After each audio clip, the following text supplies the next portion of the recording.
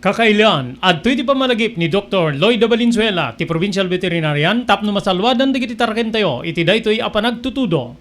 Yes, kadagitay at paraket iti gar-arab iti ruot kasla iti bakan luang kalding ken karnero po dagitoy ket masapol nga ikan tayo iti agapo lang kada iti kumadanom nga ipainom tayo ket hang agapo kadagitay stagnant waters tadi Okay. pagpupunipunan dagitay itlog ti igges no Juan ket no umuna makita mi nakutong pero pandangan nga managinom de tataraken at taktimet nabasa di kimot na papurgami nga dagos no haday di apo.